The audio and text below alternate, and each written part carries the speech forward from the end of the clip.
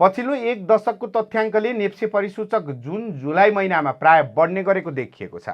सन् 2016 देखि 2025 सम्मका 10 वर्षमध्ये 9 वर्ष यो अवधिमा बजार सकारात्मक रहेको छ भने 1 वर्ष मात्र घटेको छ।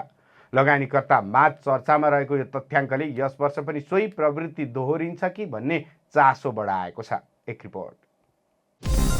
पछिल्लो एक दशकको तथ्याङ्कले नेप्से परिसूचकको जुन जुलाई महिनामा प्रायः बढ्ने गरेको देखाएको छ। सन् 2016 देखि 2025 सम्मका 10 वर्षमध्ये 9 वर्ष यो अवधिमा बजार सकारात्मक रहेको छ भने 1 वर्ष मात्रै घटेको छ। लगानीकर्ताका माझ चर्चामा रहेको यो तथ्याङ्कले यस वर्ष पनि सोही प्रवृत्ति दोहोरिन्छ कि भन्ने चासो बढाएको छ। दशकभरको विवरण हेर्दा सन् 2024 को जुन जुलाईमा नेप्से सबैभन्दा धेरै 56% बढेको थियो। त्यस्तै 2020 मा 36, 2016 मा 27, 2022 र 23 मा 24, 2019 मा 23, 2025 मा 17, 2021 मा 16 र 2017 मा 10% परिसूचक उक्लिएको थियो। सन् 2018 मा भने यही अवधिमा बजार 20.46% घटेको थियो, जुन दशकभरको एकमात्र ऋणात्मक वर्ष हो।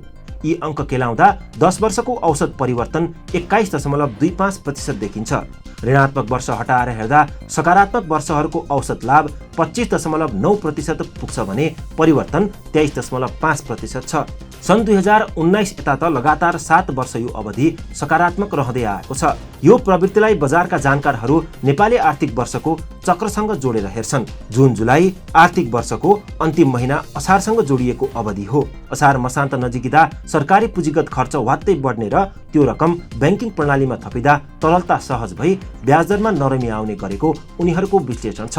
त्यस्तै जेठ 15 मा आउने बजेट, साउनमा सार्वजनिक हुने मौद्रिक नीति र असार मसान्तसँगै सुरु हुने कम्पनीहरूको वार्षिक नतिजा तथा लाभांश मौसमले पनि यही अवधिमा सेयरको माग बढाउने गरेको विश्लेषकहरू बताउँछन्। तर प्रवृत्ति हरेक पटक दोहोरिने ग्यारेन्टी भने तथ्याङ्क आफैले दिँदैन। सन् 2018 मा यिनै मौसमी कारण उपस्थित हुँदाहुँदै बजार लामो मन्दीको चक्रमा रहेकाले परिसूचक 20.46% ले घटेको थियो। मौसमी प्रवृत्तिले बजारको ठूलो चक्रलाई उल्ट्याउन नसक्ने यो घटनाले देखाउँछ। साथै 10 वर्षको तथ्याङ्क सांख्यिकीय रूपमा सानो नमुना भएकाले 90% लाई भविष्यको सम्भावनाका रूपमा बुझ्न नहुने जानकारहरूको भनाइ छ।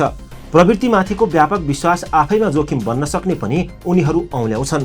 धेरै लगानीकर्ताले एकैपटक अग्रिम किनमेल गर्दा वृद्धि समय अगावै खर्च भएर जुन जुलाई आइपुग्दा बजार थकित हुने सम्भावना पनि उत्तिकै रहन्छ। यस वर्षको जुन जुलाई भइसकेको छ। इतिहास दोहोरिने हो वा सन् 2018 झैं अपवाद बन्ने हो, त्यसको उत्तर बजारले नै दिनेछ। यो विवरण ऐतिहासिक तथ्याङ्कमा आधारित जानकारी मात्र भएकाले लगानी सम्बन्धी निर्णय गर्नुअघि आफ्नो अध्ययन र जोखिम क्षमताको मूल्याङ्कन गर्नु आवश्यक रहनेछ।